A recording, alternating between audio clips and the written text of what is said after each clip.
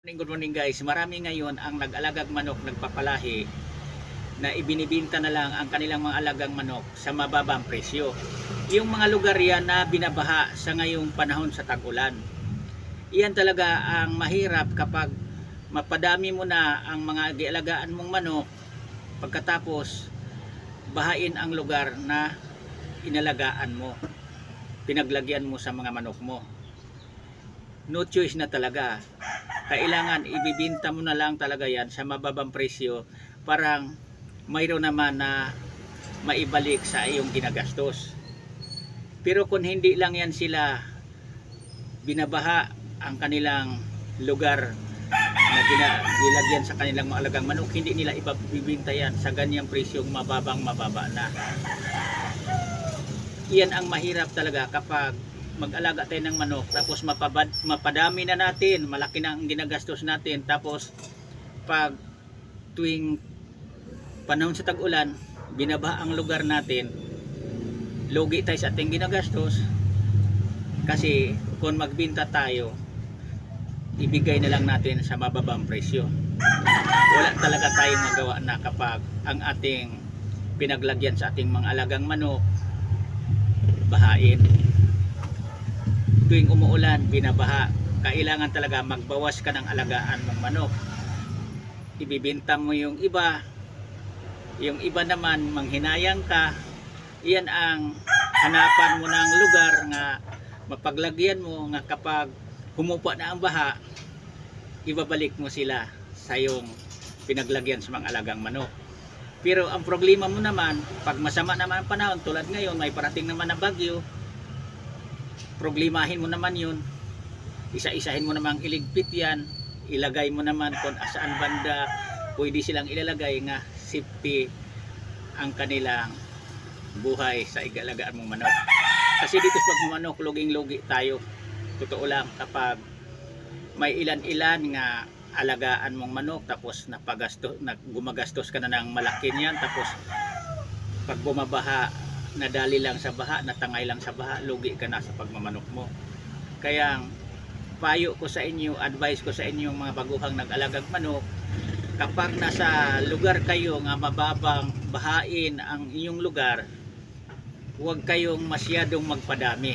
Kung ang kahiligan talaga niyo ang pagmamanok, mag-alaga lang kayo ng abot kaya nyo, sa tingin nyo na kaya nyong iligtas pag may sakuna, pag panahon sa tag-ulan na binabaha ang inyong lugar. Kasi kung sobra na kadami yung galagaan, mahirapan na talaga kayo niyan na magligpit, lalo na kung biglaan na umapaw ang tubig sa mga ilog malapit sa inyo. Ang hirap iligtas ang inyong mga alagang manok. Hindi nyo yan maagapan lahat, kasi hindi lang ang manok inintindi natin. May pamilya kayo, halimbawa may mga anak pa kayong maliliit, may mga gamit kayo, mga importanteng gamit.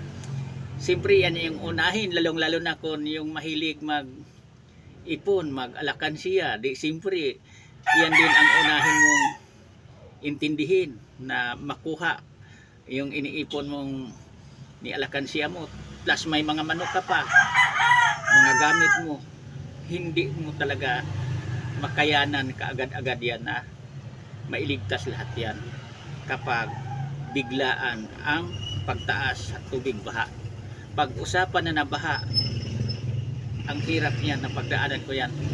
Mahirap tumawid sa totoo lang sa baha, maliban na lang kung magaling, marunong kang lumangoy. Pero kung hindi ka marunong lumangoy, magaling, pagdating sa baha, hindi mo kaya. Ako mismo, hindi ko kayanin kapag ang tubig hanggang liig na, lalo na kung baha. Kaya pag mag-alaga tayo ng manok, huwag tayong masyadong magpadami kapag nasa mababang lugar. Kung gustuhin mong magpadami ka ng manok, kung may pang budget ka, maghanap ka ngayon ng lugar nga hindi bahain. Kaya lang sa panahon natin ngayon, mahirap nang maghanap ng hindi bahain na lugar kung nandito tayo sa Metro Maynila. Maliban na lang sa mga probinsya. Kaya may mga kalayuan. Kung nandito lang tayo nakatira sa Metro Manila tulad ko, mahirap kung doon sa malayong lugar sa mga probinsya ka mag-alagag manok. Di bali sa mga mapirang nag-alagag manok, mga big time, kasi gusto nga nila yan na ang mga manok nila nasa parting mga bundok.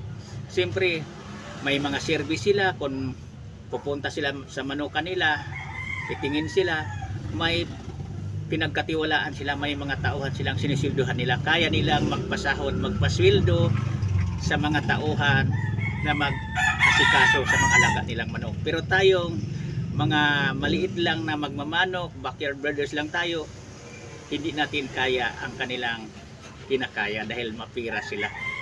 Pag may pira ang tao, magawa niya kung ano ang naisip niya, gugustuhin niya. Pero kung wala tayong pera, hindi natin magawa ang dami nating iniisip.